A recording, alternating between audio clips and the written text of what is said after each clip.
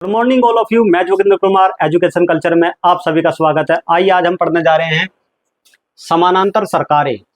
भारत छोड़ो आंदोलन 1942 के दौरान कुछ समानांतर सरकारें बनाई गई, स्थापित की गई।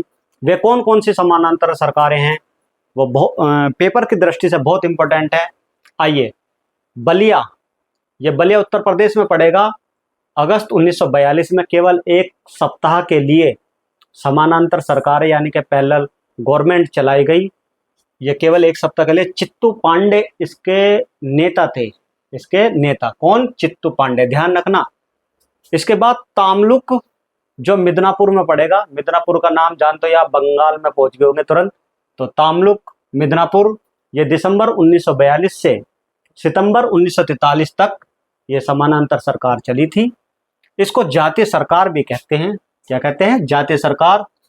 इसका कार्य क्या था? पीड़ितों के लिए सहायता कार्यक्रम चलाया था इन्होंने, जो पीड़ित थे। स्कूलों के लिए अनुदान, स्कूलों के लिए अनुदान और धनी लोगों का धन आप कहोगे गरीबों में बांट देना, इसका कार्यक्रम था जातीय सरकार का। इस समानांतर सरकार के तहत ही या इसी के अंतर्गत सशस्त्र विद्युत वाहिनी की स्थापना की गई।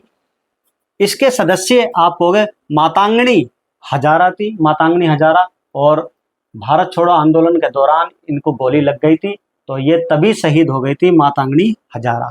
इसके बाद सतारा की बात करें, सतारा का नाम लेते ही हम महाराष्ट्र में पहुंच जाते हैं। 1943 के मध्य से लेकर 1945 तक सतारा में समानांतर सरकार की स्थापना की गई और यह सबसे लंबे समय तक चलने वाली समानांतर सरकार थी। ध्यान रखना, इंपॉर्टेंट है। सबसे लंबे समय तक जो समानांतर सरकार जो थी वो सतारा थी। इस सरकार को प्रति सरकार भी कहते हैं। क्या कहते हैं? प्रति सरकार। इसके नेता आप कहोगे वाई चौहान और नाना पाटिल थे।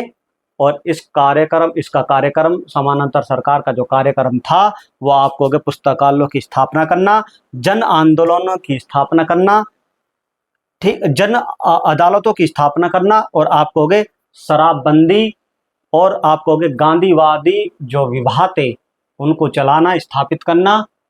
आपके लिए एक और जातीय सरकार थी उड़ीसा में। उड़ीसा में तलचर में भी आप कहोगे समानांतर सरकार स्थापित की गई थी। तो ये एक शॉर्ट वीडियो के तहत आपको बहुत महत्वपूर्ण इंपॉर्टेंट आपको पॉइंट बताया है। तो जय हिंद, जय भारत। मिलते हैं अगली वीडियो में।